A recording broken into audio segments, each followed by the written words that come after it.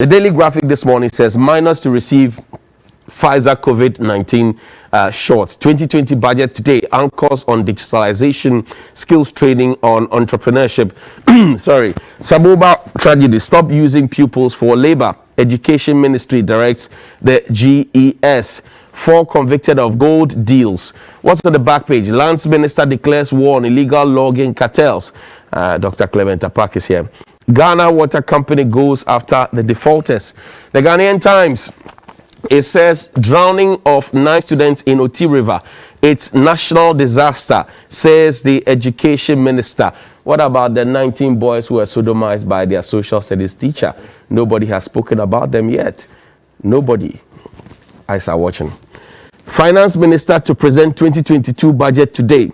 4 convicted over dealings in gold money laundering in Takwa, and restore name of King Taki Adama Lache II to National Register of Chiefs, according to a court ruling. On the back page, Bono East region to become rice capital of Ghana, regional minister, and Brekum Holy Family Hospital gets 600,000 Ghana Cedis COVID-19 treatment center. That's good news there. Daily Guide. MNE National Coordinator tax agency staff on government flagship programs. Minister Lords Bono chiefs tree planting. Sosu dodges court again. Well, he's outside the country, we're told. And bench warrant for Mahama Girl over 93 million Ghana Cedis case.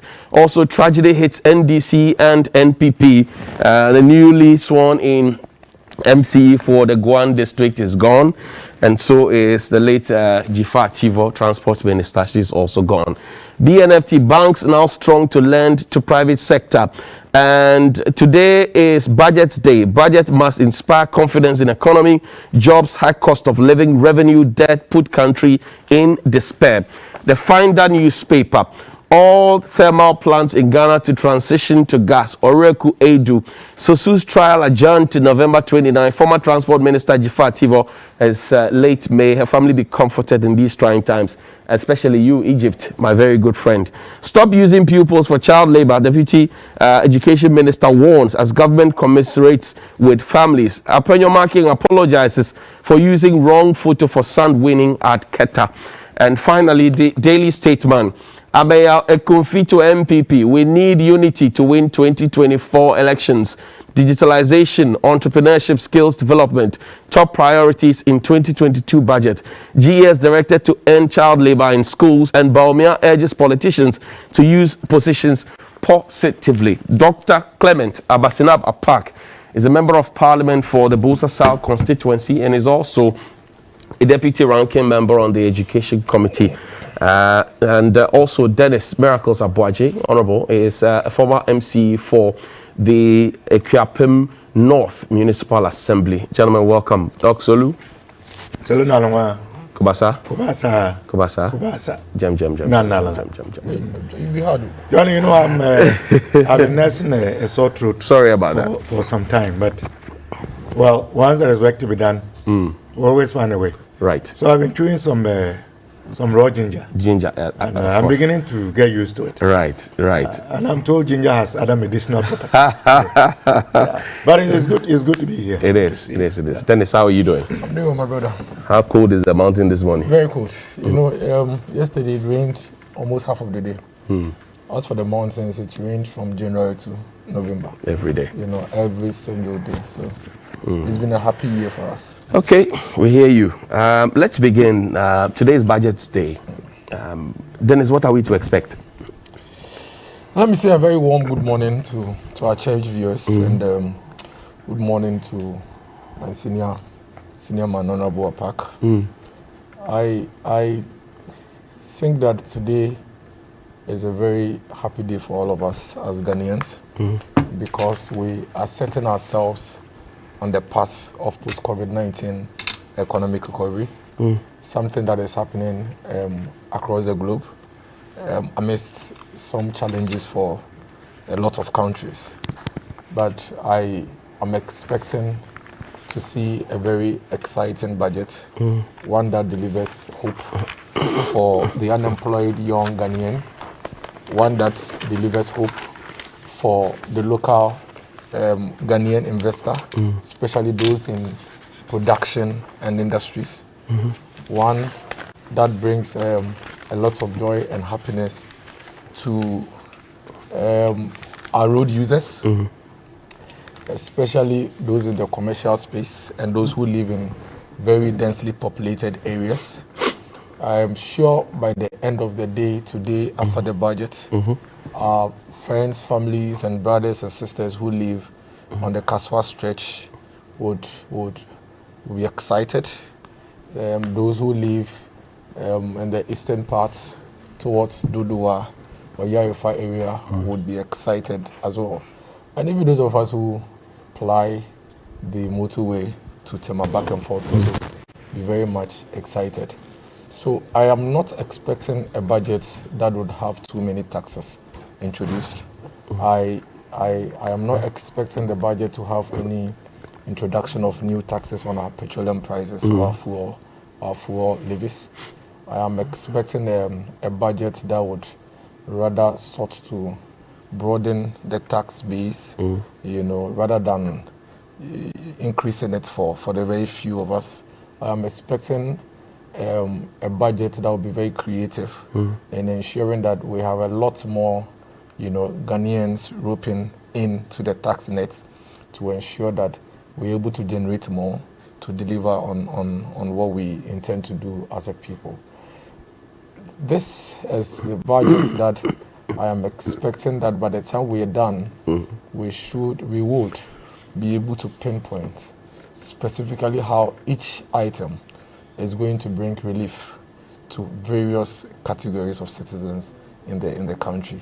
The unemployed person, the local businessman into production and industries, the road users, and those who live in the places we call the dormitory communities. Dormitory communities, yes, like the Kaswas and the Oyarifers and all those places, and a lot more, other categories of citizens in this country. Today is a very exciting day. I am very excited about the prospect that the 2022 budget is going to deliver to us, because it's a budget that is going to be developed or is going to be delivered after a certain learning curve post the biggest pandemic in the last 100 years. In our generation or in this country, I don't think we can pick more than 100 people who have seen what we experienced in 2020, because the last time we saw this was somewhere in 1920, and I'm sure we have very few people alive, then. And so we all were shaken a bit in 2020. We developed a budget in 2019 to deliver certain services in 2020 only to meet this, and so we had to readjust. And then 2021 budget, I would say, was also on the back of the incidences in 2020. We had not completely learned how to manage it and how the world was going to react. But I think now we are fully grounded and quite understand the new economic environment that we find ourselves in the global space.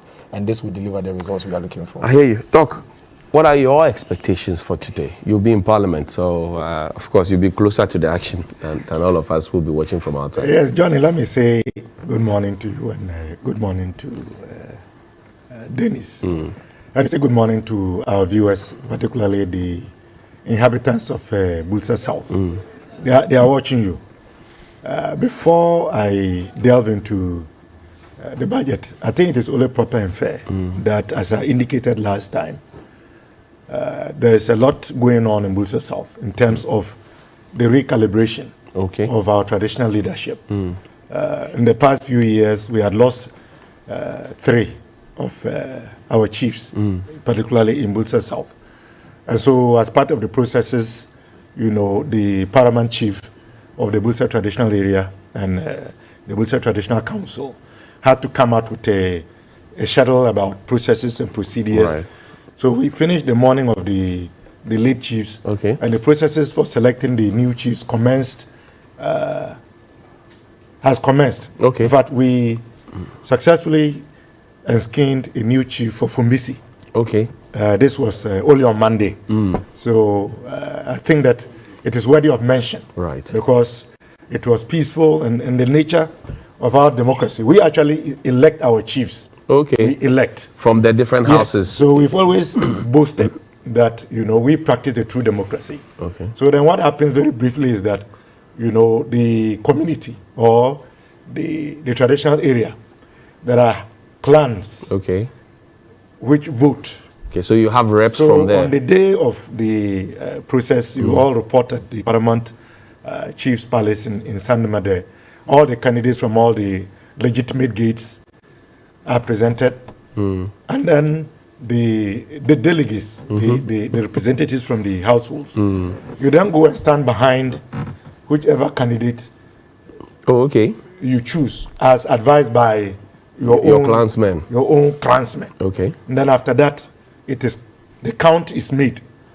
So the one who gets the most votes is then going to become the new chief. I see. And there are stages. I so see. if after the first round there is no clear winner, then those who got the lesser votes then have the option of, if you like, outsourcing their they choose a side. Yes, to go and join until we only have 2 candidates, and then the count is done, and then whoever gets that's real democracy. Yes, and so it's open. It is open. It is public. It is not secret. I mean, it's not about to pick budgets or double printing. No.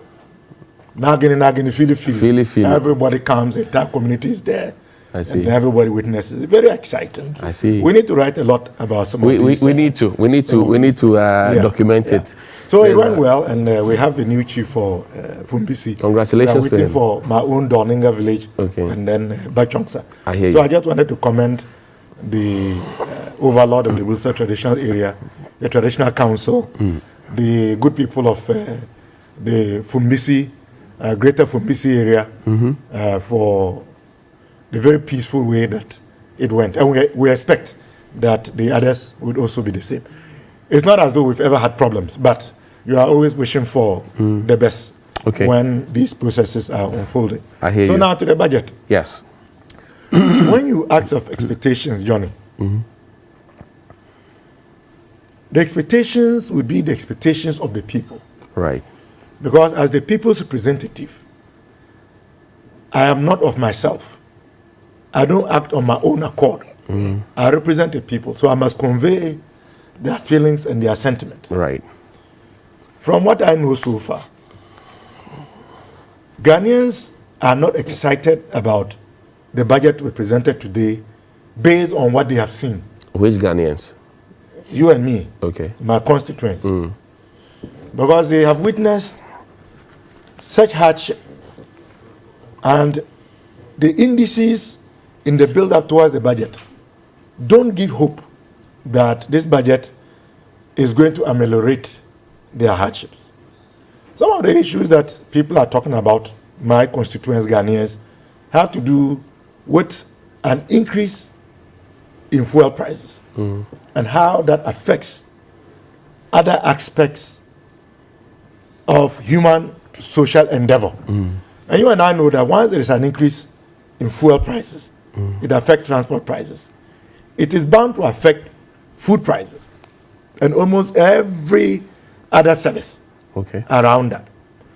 So is it the case that this budget is going to bring some relief? Would government be willing to take away some of those many taxes that are embedded to push the cost of a gallon of petrol to 31 Ghana cedis, for example? Would government do that? Is it the case that government is going to come and present us with a budget policy that is going to address the increasing cost of building materials? The cost of a bag of cement, for example, depending on where you are, where I come from, is 45 cedis to 50 Ghana cedis. That has implications for people's ability to, if you like, finance their own places of abode. If you were doing your own project, say a 2-bedroom, you will feel it. Self-contained. You will feel it. At a time when cement was 30 cities, and today cement is 45 cities. What is government going to do about that? You have heard groups like Guta. You have heard even I think it's the Chamber of Pharmacy, all complaining about this recent decision to reverse the benchmark values. And how that is going to affect their operations, and the obvious fact that they will pass the cost to the consumer. Is it the case that government is going to stick with this, or something is going to be done to ensure that industry players, as they are crying, would see some relief, so that the tendency to pass on additional cost to consumers will be curtailed? These are issues we want to hear. The deficit. This government has borrowed more than any government in the history of our republic. But they say check the work they have done with it. So what have they done with it? Is it the e-blocks that they have completed? Is it the 101 hospitals that they have completed? 111. 111 hospitals that they have completed? Is it the roads that they have done, given that they say we are in the second year of roads? So what have they done with the monies?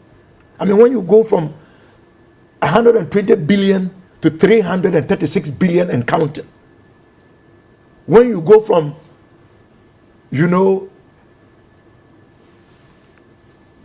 a balance of getting over 40 billion to deal with COVID, and you still complain that you are lacking resources, and yet we cannot point to anything, how do you expect Ghanaians to be hopeful? I mean, where is it? The farmers, peasant farmers. We complain bitterly about the lack of fertilizer, inadequacy, the smuggling, the delayed availability of even limited quantities. Today, as we speak, in the global sphere, cost of fertilizer is going up. We didn't even get it for the farming season that is over, for which we are experiencing serious challenges in food supply. And yet you have a minister who comes to tell us that cost of living is moderate, food prices are cheap. The market women say that's When it is obviously not true. It's a falsehood. You don't have to ask anyone. Look, I have argued that the best economists are not those of us who have trained at the Simon Frasers and the Harvards and the Oxfords. It is the market women. Why? Because they deal with the daily increases. They feel the pinch. And that is why when the then vice presidential candidate wanted to demonstrate what was wrong with the economy, he went to Malata. Did he go to Oxford? Did he go to Cambridge? Did he go to the economics department of the University of Ghana? He went to the source. And it is these same Ghanaians at the Malatas, the Makolas, who are saying, Nkoye, things are not going well. You go to the market and buy an item today, Johnny, you go 2 days later and the price has increased. Today. What is government going to do to address that? These are the real issues. Well, the Greek minister has assured that food would look up again by the close of the year. He explains drought as one of the issues.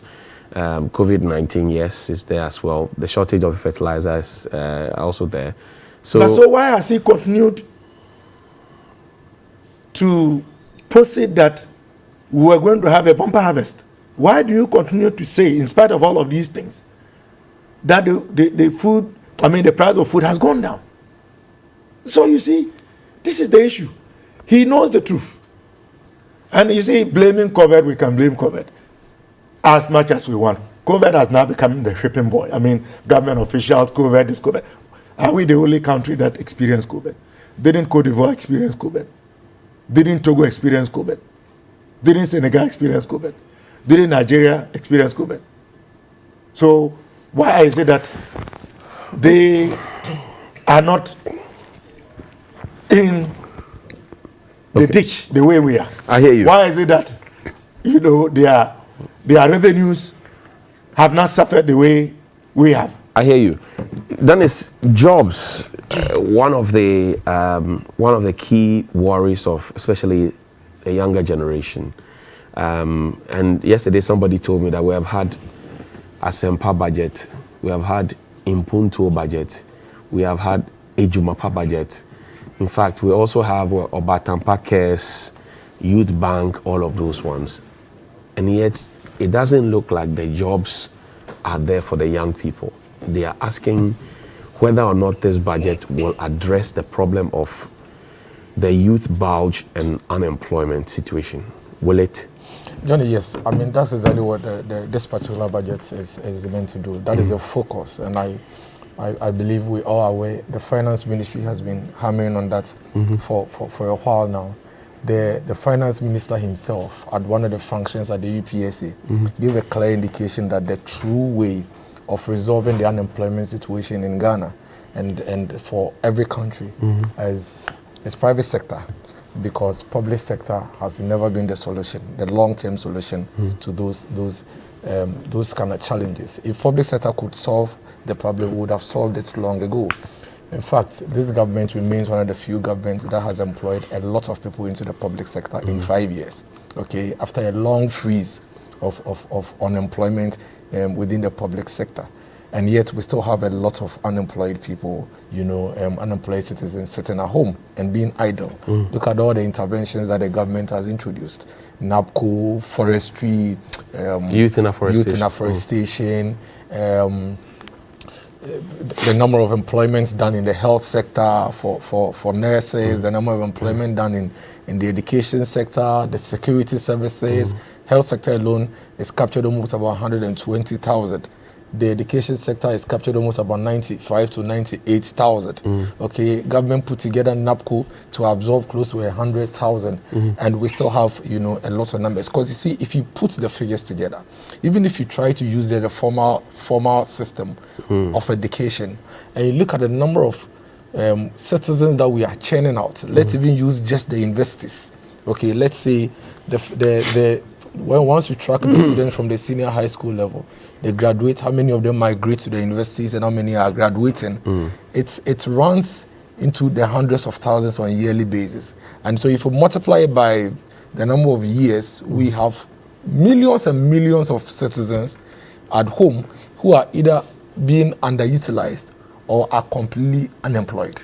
And so the situation is a long, large situation. It's a legacy situation that we find ourselves in when it comes to the unemployment. And that is what the government is seeking to do, to try and put together a long-lasting permanent solution that would have clarity in terms of how we begin to absorb all of these, unemployed Ghanaians into the system. And that is the entrepreneurship that the Minister of Finance has entrepreneurship mentioned. Thrives on capital. Yes. Where is the money? I can tell you for a fact, and the Finance Ministry has given every indication that in this particular budget, there's going to be a specific amount of money dedicated with clarity to the support and engineering of entrepreneurship within the country.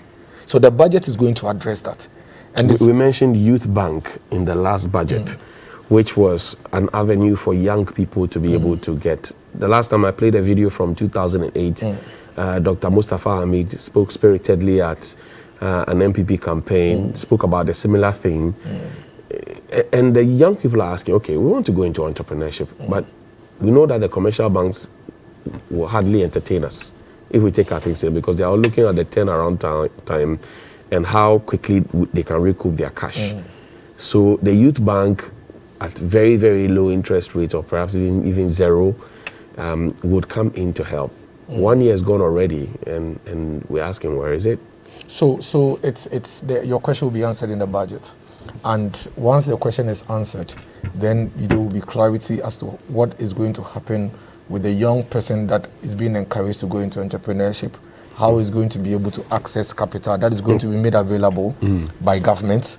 The government is not expecting that as we try to engineer entrepreneurship, these young people will go to the commercial banks, which is very difficult for them to access. So the points I'm making and the points that the budget is going to address is the problem you are indicating now is going to be solved completely through the budget by ensuring that a dedicated amount of money is posted in the budget to be made available to every Ghanaian with any form of idea, okay, any form of business idea, and willing to go into the private sector, to set up something for himself.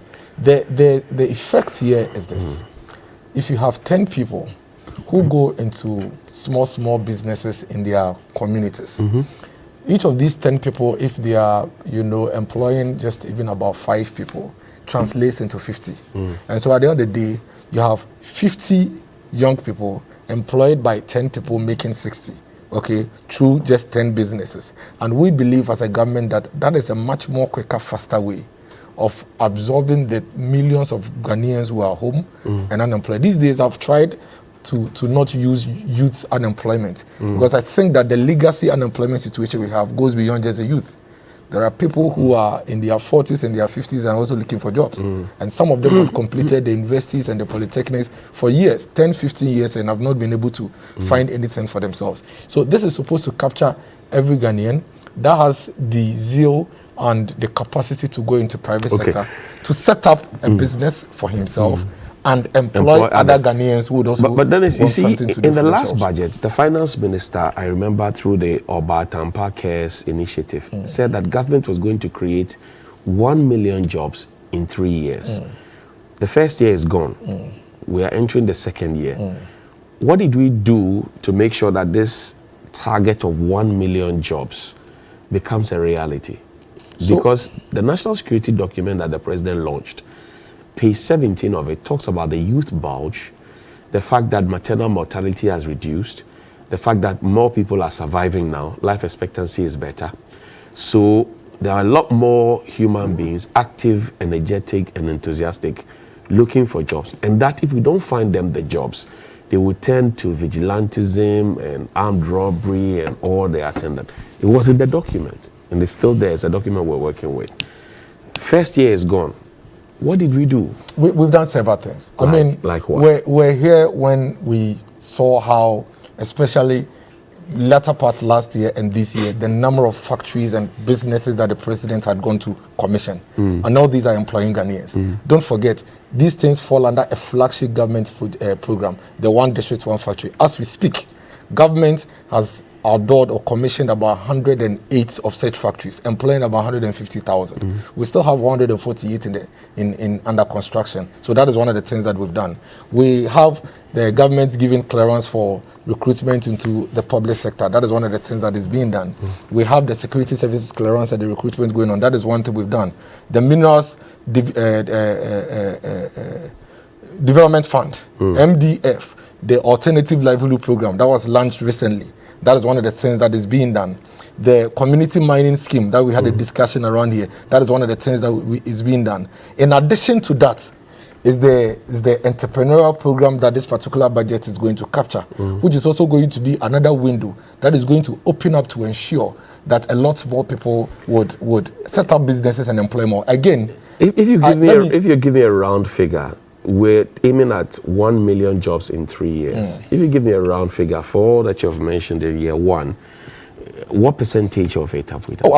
I've told you, the 1D1F alone was about 150,000. Okay. The health sector people is about 120,000. The recent clearance for the security recruiter that is ongoing is about 11,000. Okay. So you can do the maths if we have the time. Okay. I mean, if you put the 11,000 plus the 120, that's 131,000. If you add it to the 150,000, that's about 280,000. Okay. Of 1 million, that's about is it about and these are real jobs? Yes. These are, I've given you the sectors. Okay, I've given you the that we sectors. can track. Oh, I mean, if you have interest in it, but I've just given you the sectors. You asked me for it. So the point I am making is that there are facets of programs and policies, okay, that are being introduced. For me, I think that the issue about unemployment is about reducing effects. Anything that governments facilitate or engineers that will take 1% off the streets is an effort.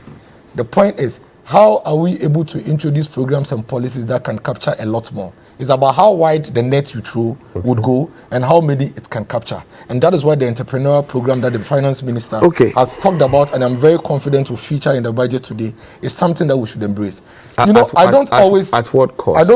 I mean, at whatever cost it may be, so long as it's going, because you see, this is one that would bring in revenue as well. So it's an investment worth it. even if the minister decides to spend 2 billion Ghana cedis, okay, in engineering and entrepreneurship, I think it's an investment that we can get back, because all of these companies, when they set up, they are going to pay income taxes for salaries of employees. They are going to pay corporate taxes. They are going to engage other ancillary businesses to be able to, run as a business and all that. But my final point on the benchmark values, I think the issue of the benchmark values is a completely state decision. It's a decision that government needs to take between saving local industries. So it's more like saving local industries versus traders. Okay, you remember when the benchmark values was being introduced? The traders assured all of us Ghanaians that if government introduces the benchmark values, they are going to reduce prices. Right. To date, they never did. Well, now, but it's somebody's job to ensure that that's done.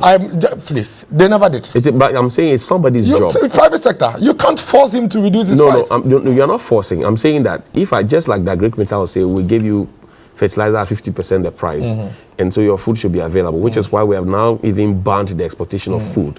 You can also put your foot in the door and say, I'm giving you this to cushion you. It doesn't work like that. It doesn't work like that. Really? Yes, it doesn't. So it is more like Guta versus AGI. AGI, local producers. And let me clarify the benchmark value situation. Quickly, so Doc, it is for 32 products. Right. 32 specific products. 32 products that are manufactured here. We have manufacturers and producers here in Ghana. Okay. So what the benchmark value simply means is that you import these marks from Turkey. When you bring it to Ghana, you declare that this costs 1,000 Ghana cedis. Okay. But government says, okay, that is your declaration of how much you bought it. And you expect that you will be taxed according to this. But government has a certain value.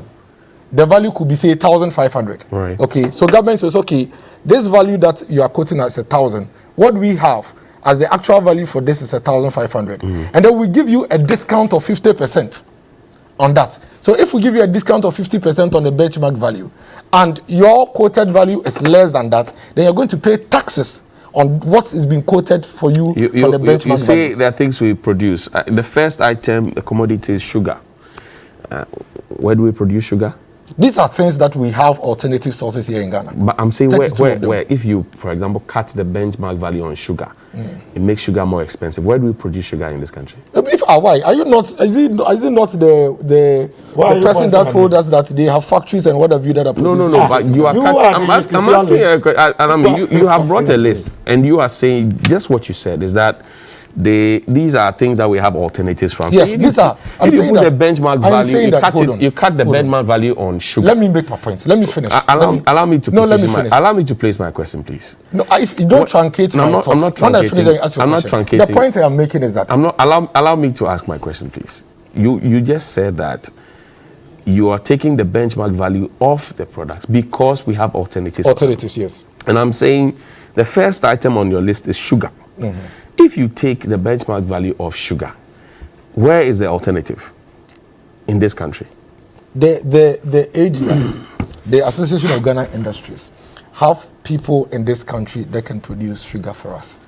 So if we are going to go into sugar production in this country, and we are going to find alternative locally, and they have to compete with people who are importing this sugar and yet are paying less taxes than what they are producing here, it means that these local industries will never be able to progress. I hear you. Never be able I to hear go you on into that. business. But do you cut the importation of what you don't have in anticipation of producing, or do you do it hand in hand? So which is the best alternative? Bottom line for what government is doing with the benchmark, bottom line is that the traders are importing goods from outside to compete with our local industry at less prices, facilitated by government because government has given them discounts, for which reason the local industries are unable to thrive and unable to grow. I hear you on that. Government's idea here is this, and I think it's something that all of us should embrace. Maybe in the short term, a year maximum, we would feel the pinch of the initial high prices. But government's strategy is that, listen, we have poultry here in Ghana. People are producing poultry. I hear you. The benchmark values does not affect. It does not affect poultry. The list I see here. Let me make my point. The list I see here, Dennis. Sorry. The list I see here doesn't include poultry. I've asked you the first question, the first item on your list. commodity tariff number 1701-1702, sugar. Okay. So if we catch the benchmark value on sugar and we decide that we are not going to allow them to bring it in cheap, where is the alternative on our local market? Then we encourage our local people to go into it so that they can also be boosted, and then we can keep the money and save our dollar. So I ask you a question: that do you cut out the supply when you don't in have the short term, or do you do in the short term you feel the pinch? The long term effect is that we are going to make sure that our local industry producers have the capacity to be able to produce and be able to survive, because they are not going to face competition of underpricing from traders who are importing from outside. I hear you. You understand? So the idea is a very good one. It is one that is going to ensure that as we try to, when you were speaking earlier, you said the dollar. I heard you when you were making your how do you call it? Johnny's bite. You said the dollar is affecting one the fuel of prices. the key ways of protecting the dollar is to reduce imports. Okay. Is to discourage imports and at the same time help to boost local industries, so that the person who is spending $200 million to import chalk from Greece to Ghana, he should buy the chalk from the local producer and sell here in Ghana. But you said you were going to and then the money stays here. You said that we were going to set up a chalk factory, for example. Government doesn't have to set it up. No, government announced.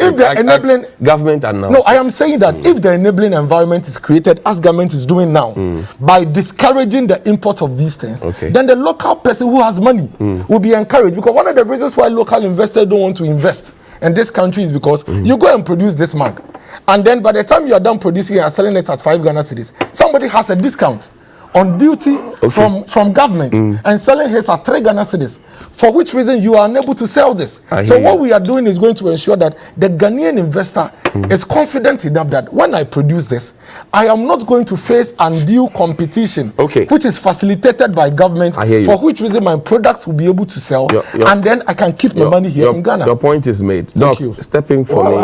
You see, we don't have much to say because Ghanaians know the reality. I mean, there is a line in a favorite song that I like. He who feels it knows it. I mean, if I'm hungry and I tell you I'm hungry, and you are telling me because I look handsome, I'm tall, or I'm plump, I'm not hungry. I know I'm hungry. Who has said you're so not? They can dance around and they can dance around with their set your own question economic jargons and gymnastics. But Ghanaians know the truth. You see, if I am going to go and rebut every single thing that he has said, I mean, we don't have enough time. But I am happy that you took time to really query him, to be more specific. I mean, the intention behind the scrapping on this benchmark and reinstating them, it is all because government is cash strapped as we are speaking. If you ask any member of parliament, we are waiting to see how government is going to balance the books, where they are going to get the resources from, because there is no room to borrow. I hear your common fund has not come. Well, yesterday for 4 quarters, went to Keta, they for 4 quarters. Look, don't take it from me. Many financial analysts believe, and I believe same, that government is broke. We don't have enough resources as a nation. Most of what we get from our revenues, it goes to,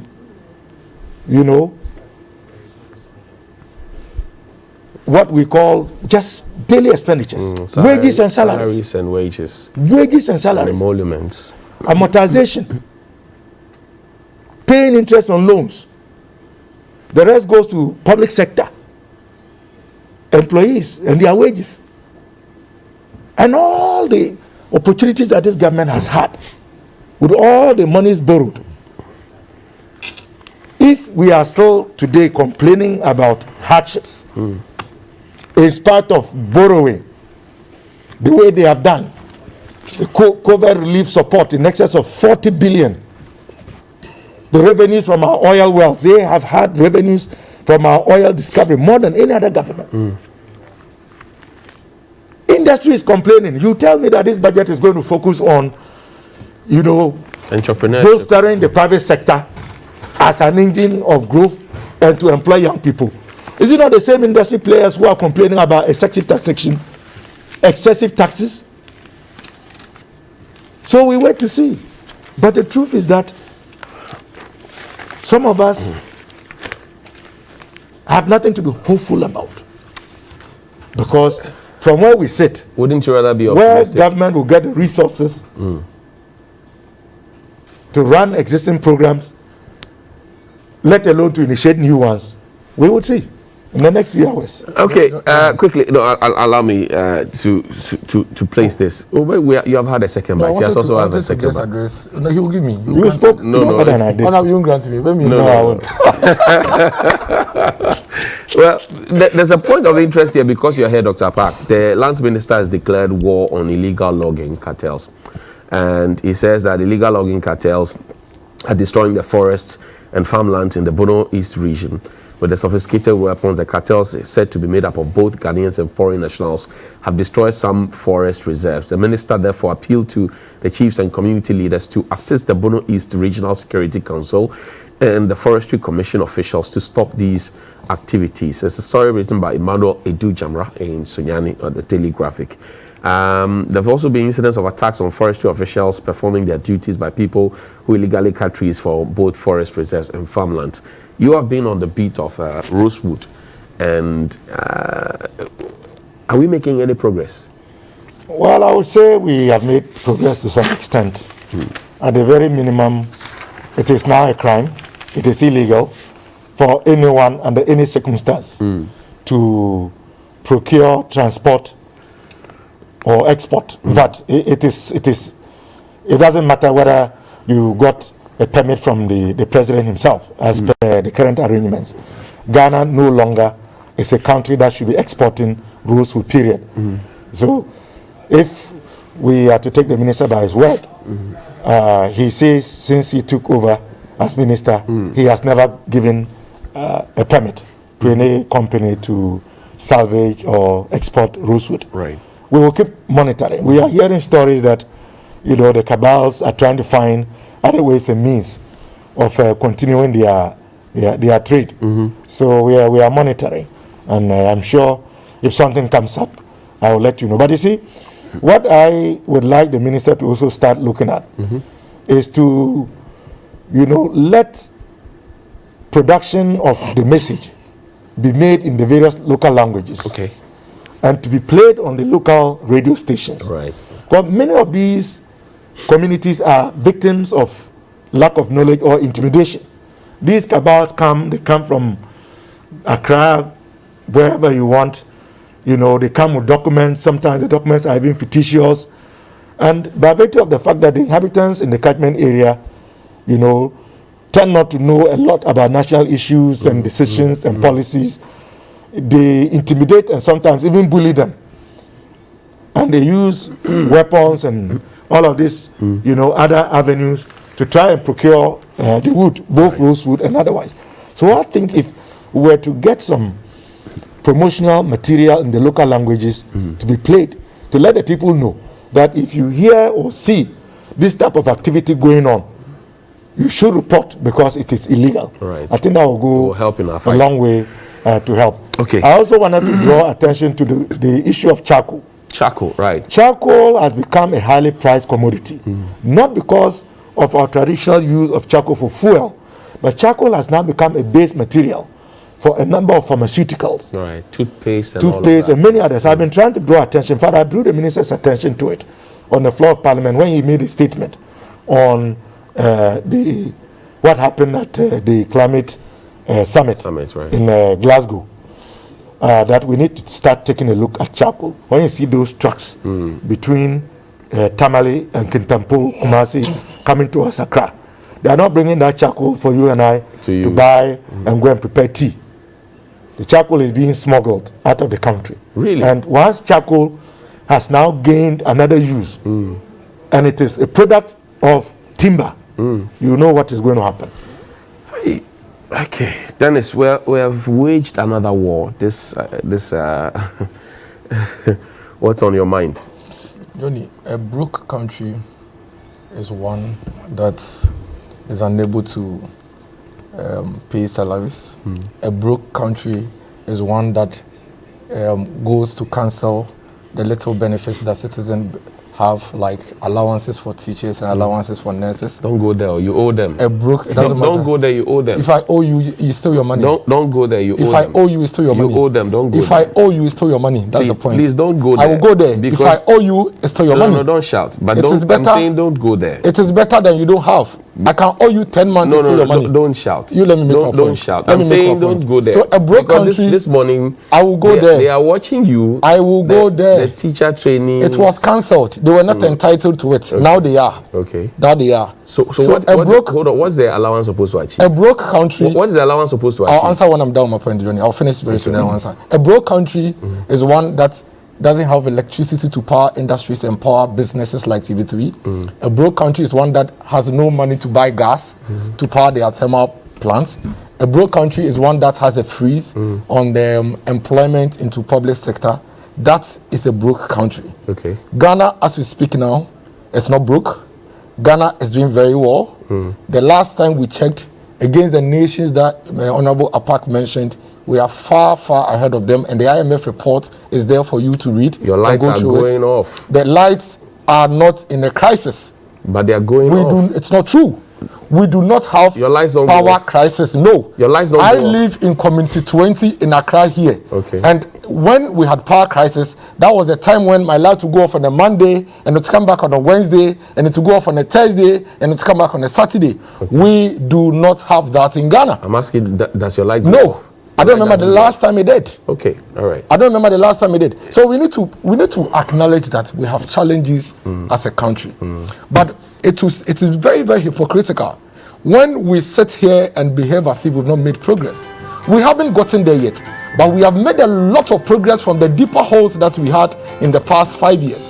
And the aspirations and anticipation from this budget is to ensure that the propensity with which we moved from 2017 to 2019 and the truncation that we experienced in 2020 per the COVID, we are able to hasten the process from 2022 hit your revenue target in 2020. We moved from 2022. You hit your revenue target in 2020, didn't you? So the idea is you hit your revenue target in 2020. So the idea is for us to continue on the tangent on which we are hit your revenue to ensure that as we employ more people, we create opportunities for private. Revenue target in 2020. We create opportunities for private sector for them to be able to expand and employ a lot more Ghanaians who will be productive. You hit your revenue so that target we can move forward as a country and as a nation. You hit your revenue target in 2020. Irrespective of the challenges that we face and have as a people, I am very confident that from where we used to be and looking at where we are now. You hit your revenue target in 2020. From where we used to be and looking at where we are now, you are refusing to acknowledge that I'm saying something positive about you. We are definitely on the right path. I said you hit your revenue target in 2020. And I believe strongly that if we do away with the pessimism, and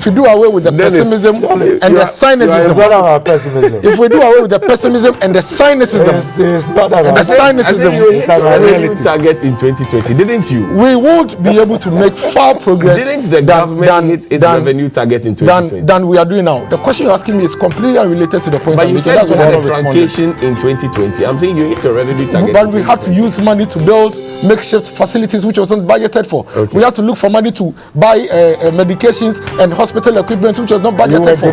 You were just trying to distract me. That's why I was not responding. The question you were asking me was not related to the point I'm making. Because it was deliberate on your part to distract me. You see, the same Ghanaians, the teacher trainee and nursing trainees whose allowances are in arrears, Heal Ghana, whose allowances are in arrears, also did not expect to buy. The reason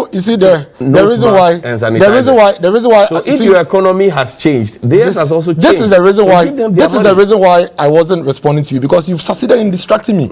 Let me give you one clear example. After you have spoken, let me give you one clear example. You didn't answer my question. One clear example of the economy doing well. The economy doing well is that you are still at TV3. I asked you a your question. lights are on. TV3 is not running on genset, and TV3 has no cost to lay off workers. In 2020, TV3 laid off staff. Multimedia laid off staff because they had to buy power. They had to buy electricity. is the member of parliament for the Bulsa South constituent. That's what happened. Is it accurate that we laid off staff? Is it accurate? Is it accurate? Get your facts right. Because we are still here. Get your facts right. We didn't lay off people because of Bulsa. No. A lot of media Get your facts right on TV3, please. Get your facts right on TV3. So the economy is doing well simply by looking at you. You hit your target. You are the clear example of the economy doing well. I started dressing well before the You are doing well. You are doing well. You are doing well. Anyway, so we're going now. What do you call it? Bernard Mona said I should tell you that he knows that you are tall, but he can't vouch for your handsomeness. And happy birthday to Erica. You are an amazing wife to Prince Asari of the VRA. This is from Erica Lois Asari of the GRA. Happy birthday to you from your husband. Also, for the first time in a while, I'm not the least interested in this budget reading. Institute a short poll, and you will be amazed the number of Ghanaians who feel sane. The government is extremely not in touch with realities on the ground. Disappointment all over. Good morning, bro. This is from John. Alaji Hamza in Pig Farm says, I wouldn't be surprised to see new taxes introduced by this government. Truth be told, the country is broke and the economy is in shambles. And for that matter, this government needs more. Hence, introduction of new taxes is possible. The problem I have with this government is that they are too arrogant to admit their faults. They don't listen to advice. When you tell them the truth, the communicators will go after you. And that has brought us where we are today. Musa Abato Nkomasi says, Johnny, you see how Dennis is struggling to make a point? All the credible financial players in the country affirmed what President Mahama said in respect of the economy. The country is broke. They should admit and find lasting solution to the mess they created. If they borrowed huge money without spending it on capital expenditure, how do they expect the country to grow or the economy to grow? This is Kofi Kowu budget. Oh, Dennis Miracles Abuaji is saw you at Keta. Yes, I was in Keta. Yeah, I was in Keta. He's trying to get my attention, but he won't. Why? No, he doesn't. He doesn't deserve my attention. Wow. He doesn't deserve my attention. Dennis Miracles Abuaji is the municipal chief executive for Kiapimno. He doesn't deserve my attention. No, he doesn't deserve my attention. He doesn't. How? He doesn't. I choose my friends. Two citizens of a country. I choose my friends. He doesn't deserve my attention. We'll see you after the break. There's no unity in allowed people.